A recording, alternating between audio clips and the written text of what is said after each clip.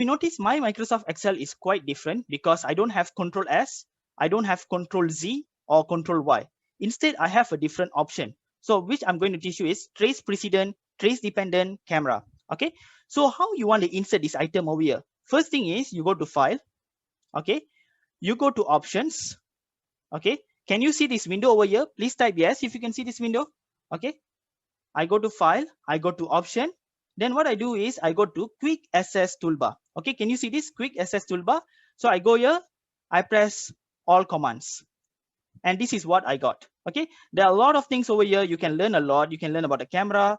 You can learn about form. Everything I just upload over here. Okay, that means when I press data catalog search, I just edit over here. Okay, this is how I do. So all these are arranged alphabetical order, so you can find it instantly. All right.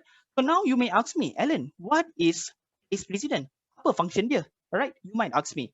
So now if just say, of course, in accounting or in Microsoft Excel, we use a lot of formulas. Sometimes these formulas is based from other sheet. Okay. Let me show you an example. Now, if you see this depreciation data is from a sheet called depreciation D10. Am I right? Okay. So now if just say I press trace precedent, that means trace precedent over here. Okay, so when I press trace precedent, it shows that this 100 ringgit or 100 value is actually from this sheet. Okay, so when I go here, it is noticed that the 100 ringgit is actually goes here. Okay, so maybe I show you an example. Of course, if you notice that your gross profit you calculated by revenue minus COGS. Okay, if you don't know what is COGS, COGS is cost of goods sold. So if just say revenue minus cost of goods sold, that's how you get your gross profit. So what I do is now when I press this trace precedent, it shows that the gross profit value comes from revenue and also COGS. Okay.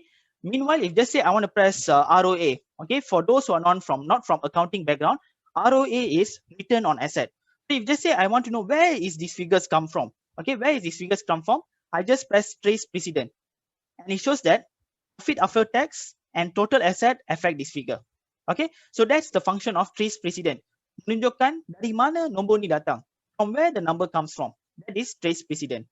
Okay, so next is I go to expenses. Okay, trace dependent. Okay, so trace dependent is menunjukkan where the number is going or how the number affects another number. So when I press just say trace dependent, so it shows that the expenses affect the EBITDA amount. If just say I want to know how the depreciation number affects to another number, so it shows that this trace dependent is affecting the EBIT. Taxation is affecting the profit after tax. So trace precedent menunjukkan dari mana nombor ni mendatang, or trace dependent is menunjukkan dari mana nombor ni pergi, or how it affect another numbers. Alright, okay. So far so good. Maybe you can just type yes if you want me to continue, or you want me to explain again. Maybe you can ask me, I mean, you can type maybe for me to repeat again. Okay, so perfect. All right, that's good. So next I'll be going to teach you on camera function. Okay, this camera function is quite interesting. Let me show you the magic. Okay, so now when I highlight this, okay, when I highlight this, and then can you see the camera function over here? Please type yes if you can see the camera function. Okay, so when I highlight this, I press camera. Okay, I click here, and then I click here. So it shows same figures, 951, 951, 416, 416. Okay, so now you may ask me, Alan, what is the purpose of camera? Okay, the purpose of camera is if just say you made a mistake on your report. Okay, you made a mistake. Of course, as an intern, as a fresh graduate, it's normal to make mistake. So suppose you make a mistake and then you need to amend it immediately. So if just say this is not 951, if just say this is 1, 2, 3, 4, 5. Okay, just say this is 1, 2, 3, 4, 5. So you'll notice that this figure will change automatically. Okay, of course, you may ask me, Alan, why I never use Control C or Control V? Of course, just say I press Control C and Control V. Let me show you an example. Okay, I go here, I paste as picture. Okay, can you see this? Okay, now we have a camera function and now we have paste as a picture.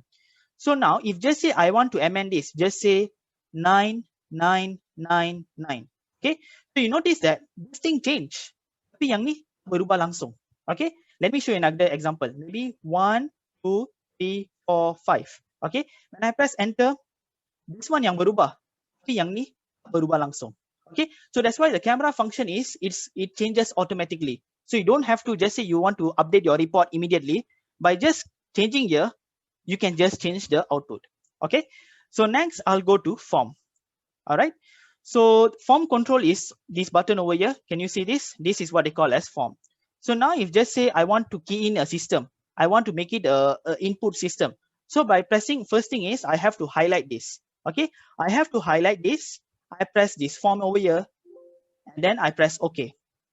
So when I press OK, it will become a form record, like a system. So maybe I just press number 1, maybe I put as Ellen, maybe 10 ringgit, and then I press new.